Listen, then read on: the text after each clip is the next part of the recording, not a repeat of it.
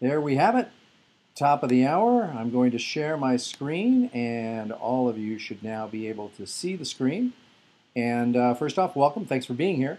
I wanted to first talk to you about a couple things. Number one, questions. Most of the time, and usually when I do these, here's how we work on questions. If you have a question, go down to your little question box and put it in there, and I will answer it at a time that I think makes sense. Please feel free to ask any questions that you have on any of the material. I may or may not be able to get to it. I'll try my best to, depending on what happens. I do not have a JV partner yet on the call. That may change, but for right now, it's me and all of you folks that are on the webinar. None of the JV partners are on. So thanks for being here. So if you have a question, just put it in the question box. Like I said, I will do my best to try and answer it, and that will happen. So let me first give you a little bit of background information. I have actually started, since I live a good portion of the year, more than half of the year in Las Vegas. I got this crazy idea that I should start to learn how to play poker. Now, I don't know if I'll ever play professionally. I doubt it, but who knows? But I've always had a really good sort of brain for math. When I grew up in the Philippines, I used to do card counting in blackjack, and I was doing that when I was like 14 and 15 years old. So, I thought to myself, let me figure this out. And there are a few lessons that I have learned that apply to information marketing that I want to share with you. And so let me just put that right in here. First thing, sort of, let me just mark these as poker lessons. Poker lessons. Okay. Number one. First thing is, don't start to play a game that you don't know for real money until you have at least a semblance of an idea of what you're doing. Suffice it to say that since I got this wild hair to start doing this, I have been playing a little bit of poker without knowing what the heck I was doing, which wasn't a good idea. And I see that Avish is just getting on. I'll wait for him to come on because I can have him sort of give me some feedback on this. He's almost on the call. He's just getting on. Avish Parashar is the owner of Speaking With Me, the JV partner. Avish, are you there? Hey, Avish, you on? I'm here, Fred. Cool. Yeah, I saw you come on, so I was just waiting to... can you see my screen? Yes, I can. So I started to tell a story, but I wanted you to be on here so you could give me some feedback. As I was telling everybody, and you know this already, is that over the past maybe 3 or 4 weeks or so, I've started to decide that I want to learn how to play poker since I spent a bunch of time here in Las Vegas. And there's some lessons that I've learned so far.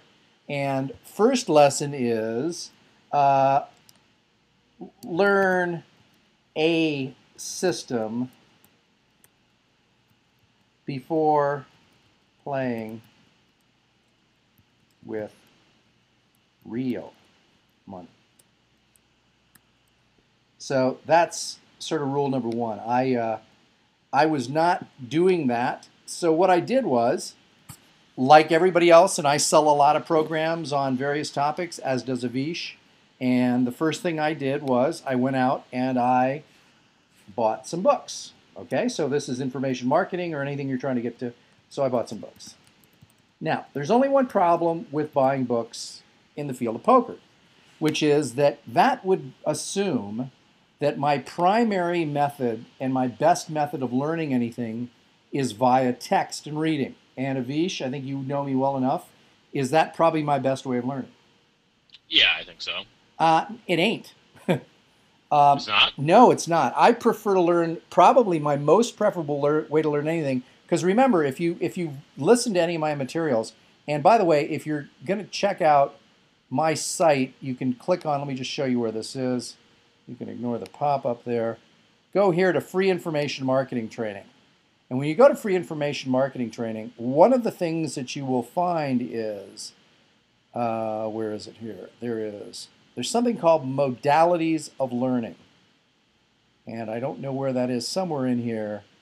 Things to remember before you start. Anyway, go through this whole thing. It's about 59 different videos, all of them worth doing. But first thing is, I bought some books, but it really wasn't my primary method of learning. My primary method, or my preferred method of learning, I should say, is via seminars or coaching, one-on-one coaching. So what happened was that it just so happens that yesterday, or was it the day before? I think it was yesterday. Yeah, it was yesterday at about noon. I went over to my local casino here. By the way, this is the advantage of having regular income coming in from other sources, that in the middle of the day I can go play poker. I like that. I do. I really do. So I went over to my local casino, Green Valley Station, that Avisha is familiar with, and I sat down. And there was a guy across the table from me. And poker has, generally as many as 10 seats. They're marked position 1, and then they go, is it counterclockwise? Yeah, counterclockwise, all the way to position 10, position 1. Anyway, long story. So I'm sitting across from this guy, and I'm watching him play, and he's got earphones in, and he's not really talking. He's just sort of to himself. And I wanted to meet him for some reason. I didn't know why. So anyway, I bumped into him in the bathroom as we were both leaving. And I said, "Hey, who are you? What do you do?" And he started talking to me, and it was really interesting because this particular guy, his name's Greg. Greg has an interesting. He's just turning just under 30. Looks like he's 21, and he's got this interesting sort of affliction, which I don't remember the name of it, but less than 10,000 people in the United States have it. And he's a former successful musical theater guy from Utah. He was on his way to probably go to Broadway, and he now has this thing where he sort of has to talk almost in a whisper. And there are two forms of this, and he has the more rare form. And so this guy who was a musical theater, was a singer and everything else, is now not able to do that. So anyway, I said to him, and this is because one of the casinos has given me a suite for the last 2 nights, and I got one more left. And they gave me $350 in funny money. So I invited Greg to come with me to go eat at the steakhouse at Circus Circus, which is the best steakhouse here in town. It's really good. So we went over there, and it was a little bit easier to hear him because if there's any noise around, it's really difficult. Anyway, so he's in the film business, has just sold a reality show to Harvey Weinstein and the gang. So it's interesting who you meet playing poker. But here's what happened that was really interesting. He must have made, I'm guessing because I sat down after him, he probably made $300 or $400 that round. And so I said to him, well, let me take you out to dinner because I sort of wanted to talk to him about that and some other things. So we sat down, and basically what came out of it is he needed to learn some information because he's taking a lot of jiu-jitsu, and he's got this Brazilian master that he's working with, and he wants to help him put some stuff online with his information products. And I said, okay, well, we got a deal here. I will show you how to do some information product marketing, and you show me how to do some poker, because clearly he had an idea. So when we sat down, I said, well, how did you first get into this? And he says, he's been doing it for 8 months or so. And I said, so what did you do to get started? And he said, well, I found a coach. And I thought, oh my God, this is sort of textbook. So, and I'm very willing to listen to instructions. So anyway, to make a long story short, he then forwarded me a couple of notes that he had taken, a few different things. He texted them over to me. So I then, after speaking with my lovely wife last night before she went to sleep at about 10:30, I'm at the casino. Things are open all night. So I went downstairs to Circus Circus, and there are 2 types of games. And by the way, this is going to make a valid point here, folks, in addition to being a good story. At Circus Circus, they have what's called the limit game, which is you can't push a whole lot of chips into the pile. You're limited with how many dollars you can bet and how many times you can bet it, et cetera, et cetera. So I sat down, and before I sat down, I talked to this woman who runs a poker room, and I said to her, this is so different from playing a limit game, a no-limit game. And she says, yeah, one of the things you have to do here is you have to really, really be careful because everybody's going to be in a hand. So you have to make sure you really play only premium hands. So now what this requires from me, Avish, and you know me well enough, it requires one thing that I have not really developed fully, and that is something called patience. Mm-hmm. So I sit down at the table determined, because I've been inspired by reading some books and talking to this guy, Greg, that I met. And so I'm inspired to actually do things right. So I sat down with $100 worth of chips. Over the course of an hour and 10 minutes, I played 2 hands. One was pocket aces, which is 2 aces, and the other was ace-king suited, and I walked away with $210 from the table. And I thought, Nice. you know what? I think that a lot of times patience tends to pay off. And so then what I did is I walked across the street to the Riviera Hotel, which has a no limit game. And I did some more stuff, and I was very patient as well. And I walked out of there, and the last hand was kind of funny because I could have made more money, but I showed my cards not realizing that one person hadn't folded, and I had a good hand, and so I could have probably extracted another 30 bucks. So I ended up $170 ahead in the two places. So I was proud of myself, but more importantly, is I sort of figured out something that's a pretty universal principle here, which everyone should think about. If you're thinking about learning more about information marketing yourself, or if you have products or services to market, I think this is crucial to understand, which is I just put down here in number 2, I bought some books. However, this was not, repeat, not, whoops, I can't even type because I'm trying to do this. It's not my primary method of learning. So what I needed was to go to a seminar, which they have, and I saw some things where they actually promote some of those events that I can go to. And I could also hire a coach, which, given the amount of money that I have lost so far, which is, I don't know what it is, but maybe $1,500, $2,000, I could have hired a pretty good coach. Because when I asked this guy, Greg, he said, yeah, well, I hired a coach. And I said, oh, yeah, how much is he charging you? Well, he says, because he was a friend of a friend, instead of charging me 75 bucks an hour, he was charging me 50 bucks an hour. And so I'm thinking, even though I had had to pay 75 bucks an hour, I said, so how many hours has he coached you thus far? He says, about 10. I'm thinking, if I would have had 10 hours of coaching for 750 bucks, this would have been a much better deal. So the moral to this story is, I don't care if it's in information marketing or whatever it is you sell to people. There is a very, very solid case to be able to be made for buying information products or getting personal coaching or figuring out what form of training you most need and getting it from someone who knows what the heck they're doing. Because if you don't do that, you think you're going to save yourself money and you're really not. And so that's the lesson that I've learned so far with poker. And what I also did is I bought a program that runs on Kyle's PC computer that feeds me hands, and I can play simulated hands and stuff like that. So I'm trying to get in a lot of poker playing, realizing, of course, that to become world class at anything, Jeffrey Colvin's book, if you haven't read that, folks, Talent is Overrated by Jeffrey, I think it's Goffrey. That may be wrong. Colvin, Colvin, in which he says you need, and you've probably heard this other sources, but this was the original source, that you need 10,000 hours of training, and not just average training, but really good training and practice. So that should be practice, not training. Sorry. So what I'm trying to do is, and now this is an interesting number to write down because, and Avish, help me if you've got a calculator handy. So if you were to do this 8 hours a day, anything, and assume you did it 24/7, I mean not 24/7, but let's say you did it 300 days of the year. So 300 days of the year, I would be correct in assuming that's 2,400 hours total, right? In 1 year?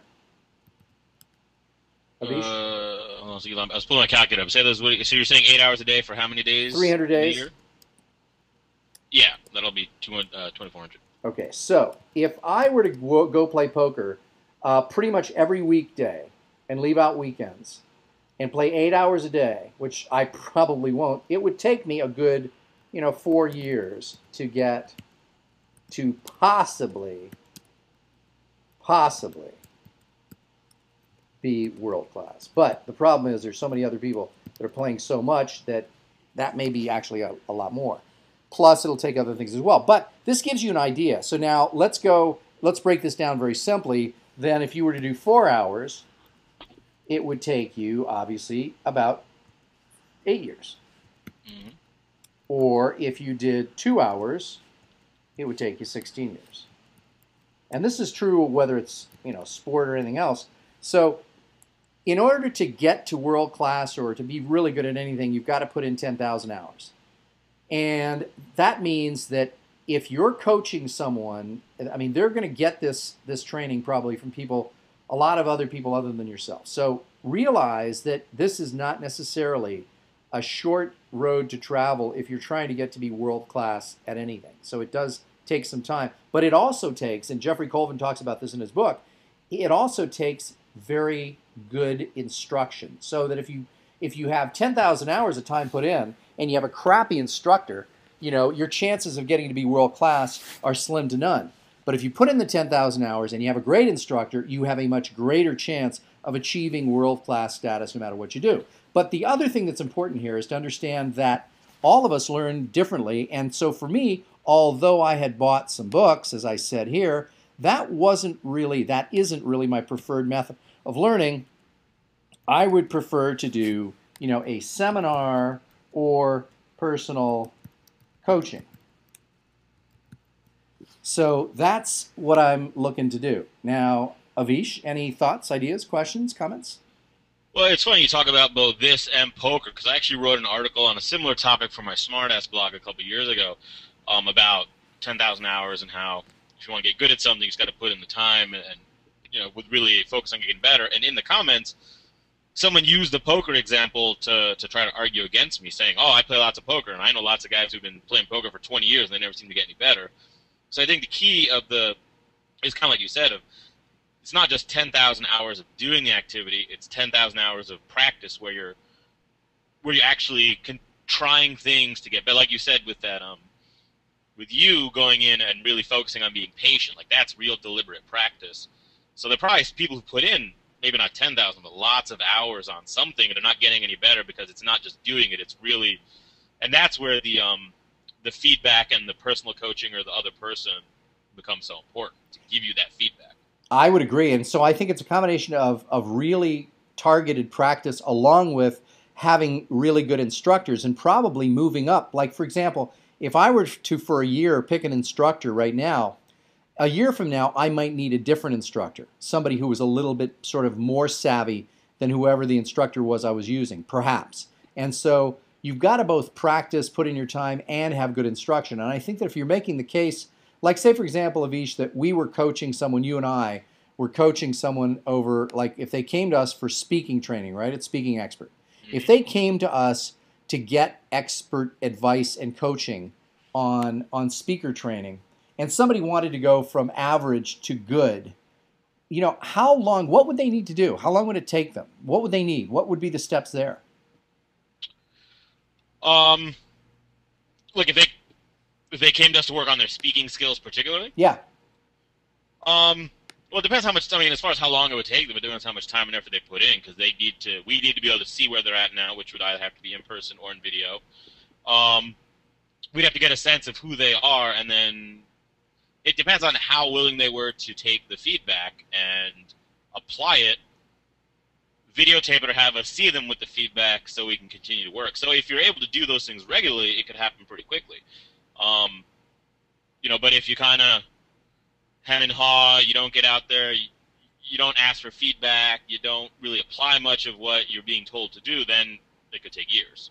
Yeah, and one of the things that, and we should sort of talk about this now, I think, is one of the things that people always, say to me is, "Oh, that's great, you've got your business set up so that you don't really have to work, you got automatic passive money coming in." And I go, yeah, I do, but it took me, as you know, many, many years to get this set up to do that way. But I also hear people saying to me, "Well, why do you do personal coaching at all if you've got all this money coming in?" And it's, not that big amount of money, but if you got a lot of money coming in from products, why would you do any personal coaching? And the answer is, quite frankly, it helps me sharpen my skills as well. I don't like to just be selling products and be isolated from my market. I want to be right in there in the thick of it, talking to people who are doing things on a day-to-day level. And plus, rather than playing poker right now, the guy that I met with for dinner, Greg, says to me, he goes, "Yeah, I can get to the point where if I'm playing, when I was playing decent, and he was telling me you could probably get to the point where you could make $6 or $7 an hour playing poker." And I'm going, wow, I'm coaching people, I'm getting paid a heck of a lot more than that per hour for coaching. And so I thought, wait, he said you could get making how much an hour? He said right now he's probably at about $12 an hour. Wow, okay. Yeah, so he's making the point that, and again, that's because he's playing lower limit games and he's doing all of his due diligence and all of his practice. it at tables where the stakes aren't as high as, and then later on he'll move up and he'll move up. And before long, it'll go from, $12 an hour to $120 an hour. But for right now, it's $12 an hour is what he thinks he's Right. making. And so given that fact, I think that it's also true that I really like to mix it up in my business. I would get very, very bored just selling products and not doing seminars and not doing personal coaching. And what it's great though, because people like to buy using the different modalities. So for people, who enjoy doing the various different things, it does break it up, but it also offers different ways to sort of get people into your funnel and to train them and keep them doing it that way. So any thoughts on that, Avish? Well, I think the important thing when you started saying, how come you still do coaching and stuff? You got all this money coming in. I mean, I think that was the thing with the 4-hour work week that bothers you, right? It's just because you have enough money coming in where you don't have to work doesn't mean that you don't want to work. I mean, you enjoy, and it gives you the freedom to not have to take on every Yahoo coaching client that comes in. If someone's not working with you, you're not desperate for the money, so you're really able to I do agree. what you really love. Yeah, exactly. And that's the other thing is that if you are sort of just a mercenary and you're only doing stuff for the money, I know that for me, I couldn't do it. I mean, I'd be wanting to shoot myself at the end of every day because it'd be like drudgery. I just couldn't stand it. So yeah, and to me, and somebody said to me the other day, they said, actually it was at the poker table, somebody said, well, what do you really like about what it is you do? And I said, well, what I really like is I get to learn about a lot of different fields. I mean, what did I know about the voiceover field before I started? What did I know about just a ton of different fields before I started doing this? I mean, I got a guy that I'm meeting with in New York who may actually be on the call. Let me just check, or on the webinar here. I do not see him on the webinar. But I'm meeting with a guy who's from the Hasidic community, the religious Jewish community in New York when I go back there in a couple weeks. And he is doing specific things just for that community. And I'm thinking, man, I know very little about that and how it works. And so I'm sitting down with him and he's paying me just for our initial session $500, and I'm getting to learn a lot. So for me, it's really bonus that I get to learn about a lot of different things, which makes me, of course, a much better Jeopardy contestant if I ever get on. So I've got all this like diverse knowledge because of all the different clients that I'm dealing with and different fields that I get into. And yet, so somebody asked me this. They said, so what is it that you really do? And I said, well, I take people who are subject matter experts and I help them package and sell their knowledge online. That's my new elevator speech. So I find people who are experts in their subject and I help them package, market, and sell their information on the internet. Does that sound about right to you, Avish? That does. So again, now it would be interesting, and I would be curious to get some audience involvement here. And I don't know how many words that would be, but if you're willing to tell me, let's see, I think that mine is certainly less than 50 words. So if anyone wants to give us what it is they do, basically an elevator speech, but in paragraph written form, and put it in the question area, I will do this. I will give if it's a good one and I choose it, I will give your website a plug right here. So if you write about 50 words, not a whole lot more, put your website that you want us to send people to, and put it in the question area and send it to me now. I will be happy to read it to everyone else, giving you a blatant plug for your business if you have one that you want to promote. So, Avish, let's start with you. Let's give them 2 different plugs. Since you're an improv guy, we can do this. I want you to give them a 50-word or less or thereabouts, a 30-second elevator pitch for both SpeakingExpert.com and Motivational Smartass. Let's start with Motivational Smartass. What is motivation? First off, let's go there so we show people what we're talking about here. 1 second, and you can be thinking for a second. MotivationalSmartass.com. An irreverent name, and this is Avish's humor-oriented site. It's supposed to be funny. It's supposed to be, yeah. I think it actually it's funny. I've just been reworking this, and just today I was at a little networking thing, and I introduced myself to people as a speaker. When they say, what do you speak on? And I would just say, basically, I help organizations deal with change without whining about it. I help Um, organizations deal with change without whining about it. hmm Good. I like that. And So so, that's a little more of my kind of attention grabber than like the full info, but it certainly perks people's ear ups and it makes them ask for my card. got it. Okay, so now let's do the same exercise. That's what you do with organizations when you speak. Give me Mm-hmm. the one sentence description of what motivational smartass is and why it should be why people should go there. Um, this is one that's constantly being reworked. So right now it is just it's articles and resources on personal development for people with a sense of humor. Got I'm it. not super happy with that, but that's where it is right now. A little broad, perhaps. Okay, A little and we broad, have yeah, not a clear, solid benefit in there, but that's kind of what it's been. So, yeah, and of course Leslie Campbell, who has done some stuff for me here. She has a very good thing. She says, "I make you look good on the web, in your blog posts, your articles, and your published ebooks. Contact me for ghostwriting that works. I can vouch for Leslie, which by the way, Avish, and let me just give you her website, and let me write it so that Leslie gets full benefit from this. And that is it's Leslie Campbell, and that is bloggingwench.com. How about them apples, Avish? oh yeah, I remember Leslie from a previous one. Yes. Okay, so now, and Anne, and I have this right. It is Dudash, right? Anne, I think, is that right? I think I got that right. And Anne Dudash is an award-winning speaker and trainer, helps you build your communication and business skills from ordinary to outstanding. Communication and connection are the heart of every relationship. Okay, and now you went in a lot low, man. Now, and you can't. That's it. I'm not going to read the rest of this. You got to make it succinct because that's more than enough. And in fact, that was enough for me to. I mean, did that give you the idea of what she does, Avish? A little bit. I kind of caught the tail end. I was reading the blogging wench site. So could you repeat the first Okay, part? so Anne says she's an award-winning speaker and trainer that helps you build your communication and business skills from ordinary to outstanding. Communication and connection are the heart of every relationship. Yeah, that gives me a kind of a very high level view. Got it. So now, what would you do to help her make that a little bit more, less high level and more specific? Probably the same thing as we're talking about with the smartass site. It's just very general. So, what's the? I would try to get either the specific benefit or the specific uniqueness or both in there. I would agree, and I think you've got a good point.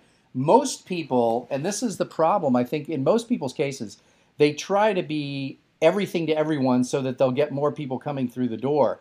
And I don't think that that's really the best way to play this hand, not to use too many poker analogies. Um, but I think that you're better off limiting your focus because, again, this goes back to my old story that I would always tell at any of my seminars, which is who gets paid more, the GP or the cardiologist? And the answer is clearly the cardiologist, the specialist, because they are specializing. And when you need your heart fixed, you don't go to a GP. Everybody who has a general medical problem goes to the GP, but then gets referred to the cardiologist, who makes a whole lot more money than the GP. So I think that, so now, again, one of the things that we all run into this problem, and I've used this example countless times, so if you've heard it before, I apologize. But when people run up to me at one of my publishing events and they say, wow, I've got the next greatest diet book. And it elicits a big yawn from me and everybody else that's there. But if they run up to me and say, I've got the best dieting book for accountants, now I'm a little bit more interested. Because for anyone to try and corner the diet market, unless you're, what's his name, Andrew Weil, I think it is, or, Mm-hmm. some of these other people that wrote all the various diet books, you can't really be attacking a huge general market and expect to be able to do it without some massive budget and PR effort. So if you're starting out from the standpoint of being a relatively small operator, you can't really do things and make a whole lot of money. I see Greg Davis is here. And Greg has a site called rateseminars.com. That is, and I'll write Ann's, and I think you may have given me you didn't give me your website, so if you send me that, I'll be happy to put it up. But Greg Davis, who we're doing a little stuff together here, we got Greg, and let me just put let me read it to you first, and let me just put it's rateseminars.com. And Greg says that Rate Seminars is an online word-of-mouth community that ensures you obtain accurate insight for your next seminar selection. What do you think, Avish? I think that's pretty good. It's very clear. It gives me a benefit. Right. I would actually, Greg, one of the things I might say is Rate Seminar is an online word-of-mouth community that ensures you obtain accurate insight and keeps you from wasting big money by attending the wrong seminar. So in other words, I'd rather have you put in there something a little bit more powerful that has to do with, and thanks Ann, it's anndudash.com. For Ann's site is ANNDUDASH.com. And that's Ann's site, but that's Greg's site as well. So Greg, I would just addend that a little bit to make it so that you're going to save me, because the biggest benefits to anybody is, save me time, save me money. And again, I think you can do both at rateseminars.com. So rateseminars.com, you could maybe change that a little bit to say rateseminars.com is an online word-of-mouth community that helps you save both big time and a lot of money by obtaining accurate insight for your next seminar selection. And then I might, if you wanted to expound a little bit more on that, it's sort of like, and again, people love this, Greg. People love it. Like, Avish, tell me what you think of this. You know what Rate Seminars is? Rateseminars.com, Avish, is basically like Angie's List for seminars. Yeah. Now, does everybody understand what I'm saying when I say it's like Angie's List for seminars? It's people who have really attended seminars, who are really rating them and giving you their honest reviews, as opposed to these stacked testimonials that people have on their sites. I think that also, Greg, might be a good way to go, if I do say so myself. You agree, Avish? I do. The metaphor, we can use a metaphor like that, makes it really clear really fast for people. Yeah, and everybody knows exactly what Angie's List is, because you're basically borrowing all the effectiveness of their television advertising campaigns and using it. Or you can go with another one. If you wanted to go like that, you could even expound and say, or it's sort of like you get the value in a similar fashion to seminars as you do for Ancestry.com. Now that's a little bit more of a stretch, but it's got, that's not quite the right analogy, but I'm thinking of probably the 2 or 3 most popular sites that are regularly advertised on TV that you could piggyback on, and the 2 that come to mind are Angie's List and Ancestry.com, both of whom are huge TV advertisers. I see we have some more here. Okay. Now, you got the one shot there, so I pretty much have to move on here. So that's on your homepage. Okay. So anybody else? Let's see here. Now, there's some other things that I wanted to cover. I wanted to show people a couple things here. And Avish, you're doing this as well, I think. This is my site, seminarmarketingexpert.com. And notice over here on the right-hand side where I'm putting my mouse, there's a call now for your free 15-minute consultation regarding anything about seminars, and I use a number there. Now, is that my cell number? No. It is my Gmail number. And so if you have a Gmail address and you have not, well, first off, if you don't have a Gmail address, you should get one, because the tools that Gmail provides you for free are unbelievable. I mean, you get, they give you a phone number, they give you voice, they give you a lot of stuff for free in hopes that they'll, keep you on board with everything they're doing and have you hooked in forever with all of their different tools. I like them. I'm using, sometimes Google Docs. Avish, are you using one of these as well? Yeah, I have all my public information is a Google Voice number. Okay, and let's see. Could you put your could you use your cell phone, put it on speaker, and call the number on the screen here, and let people hear what I say, and then what I might do is I'm going to show people. Then what happens is that here's what happens. So you call this number, just call it and put it on speaker. Let people hear what it says. I do that, but I can't. You know what? I could do that myself. Hold on. If you got it going, I can do it though. I had to go get my phone, so. Okay, you know what? If you don't want to, that's fine. I can do it. If you have it ready, go ahead. Shoot. All right, I'm going to dial it in now. Okay. 702-518-5447. Okay, so Avish is dialing this number that is on the screen right here. You can put it on speaker.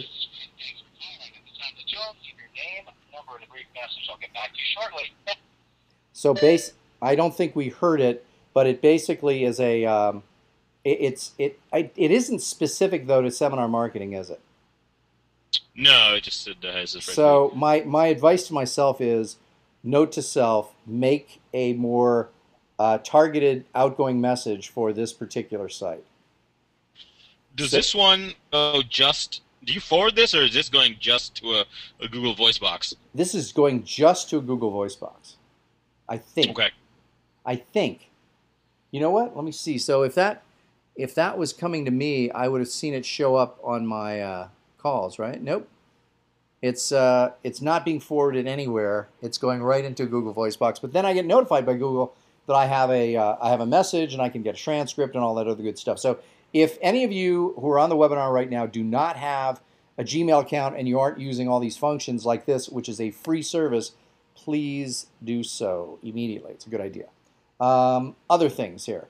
Let me see if I can go back. If I had a couple of other things I wanted to talk to people about.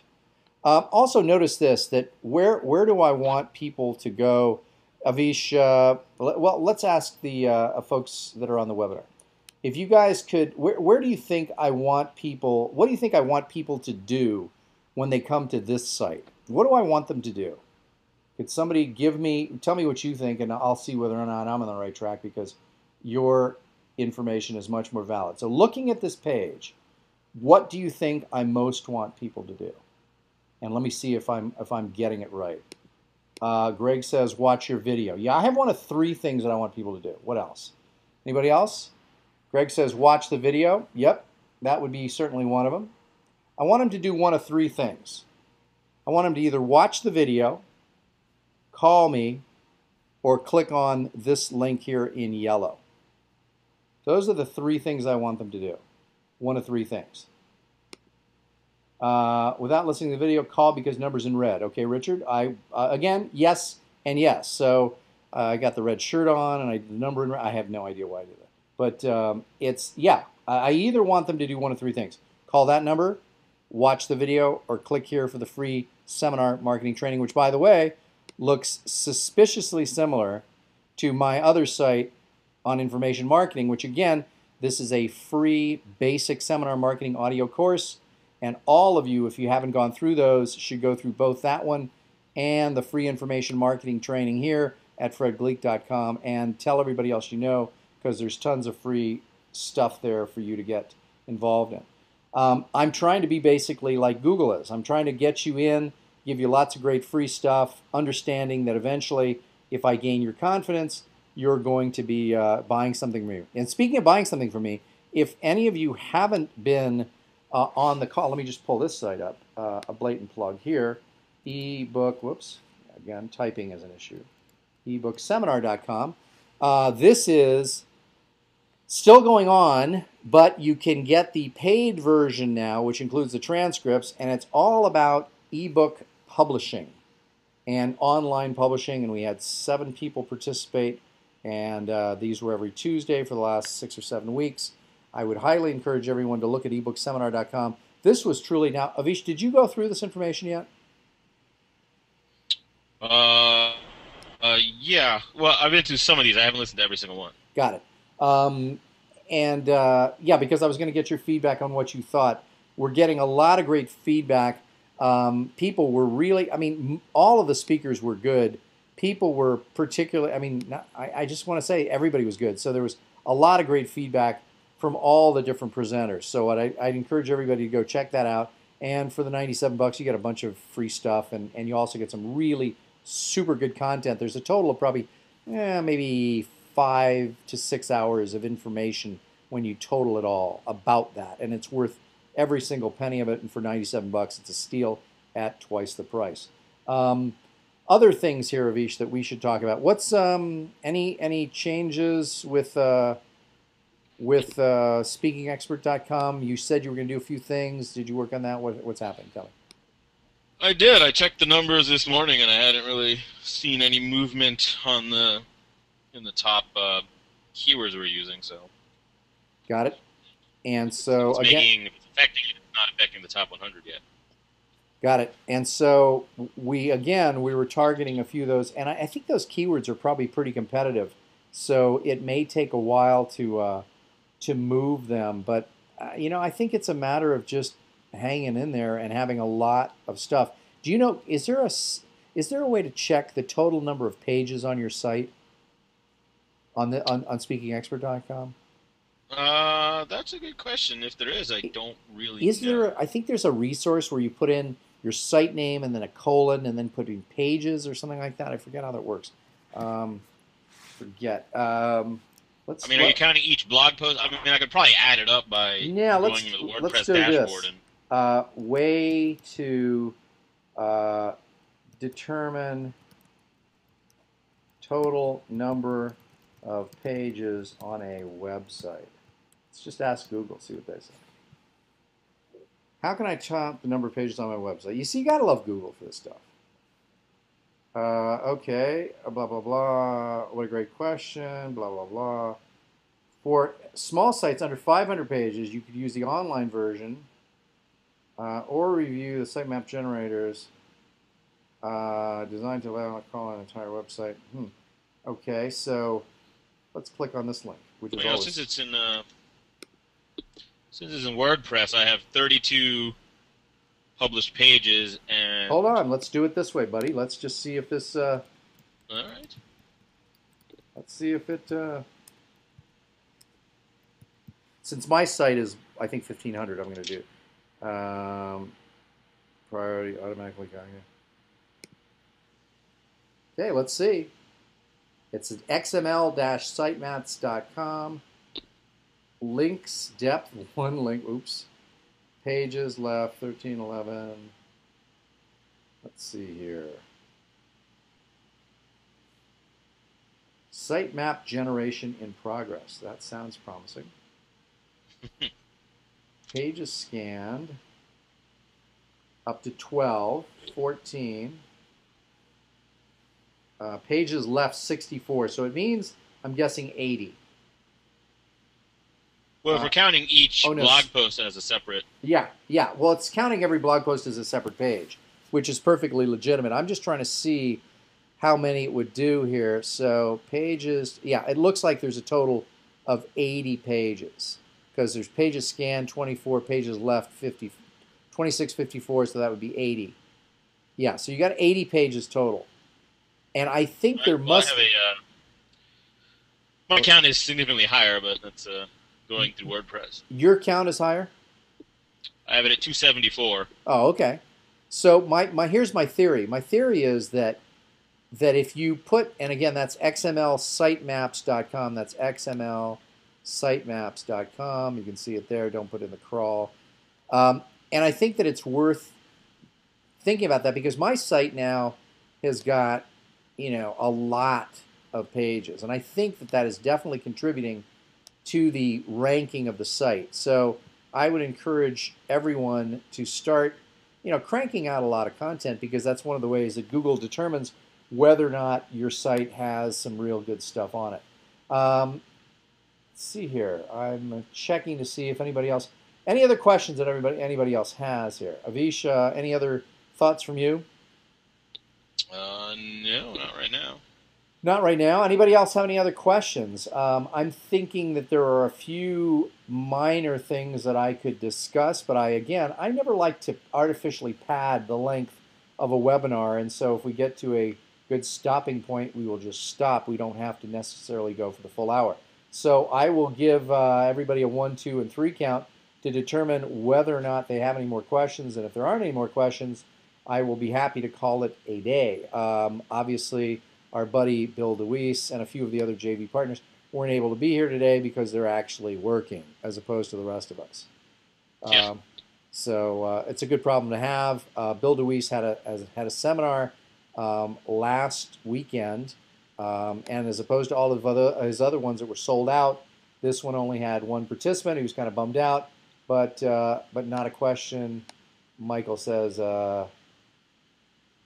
Michael says, I think it's not Sage Michael, it's Michael Sage, I think. Not a question, just a statement. I took the info from a recent call of yours and made $200. Thank you. Well, do you want to tell us what exactly that was, Michael? You want to clue us all in? It is Sage is actually your first name. Got it. Okay. And so you want to tell people what it is or not? What did I say that was so brilliant to make you $200? I wish it would have been $200,000, and then we'd have a much better story. But let's just go with reality. So I don't know if he is actually going to tell. Yeah, there it is. Okay, he went on Fiverr and added a gig for what I do, and I'm already making money. Great. Yeah. Again, if you have a gig to sell, Fiverr is a good thing. And so, Michael, do we want to promote it? Is it something that's that's family friendly that I can say here? Tell us what your Fiverr.com gig is, and I'll be happy to put it up and promote it. So come on, get it to me quick before the webinar is over. Come on, what is it? So Michael's gig on Fiverr.com is, okay, I'm still waiting. What are you promoting? Where do we go on Fiverr to find out what you're doing? I'll give you going once, going twice here. No, it could be something that might involve okay, here it is. Okay, he helps people write and publish books, okay? And you do that on Fiverr.com. You're not going to give us your Fiverr.com handle. I can't promote you. So if we look there, it's, okay, so it's Fiverr, here it is, Fiverr.com/Sage Michael. And so let's just, since we're promoting everyone here, let's go to his gig on Fiverr.com and see what it is. So this is Michael's gig on Fiverr.com. And if you have anything that you can sell for $5, this is a good place to generate revenue. Oh, wow, not bad.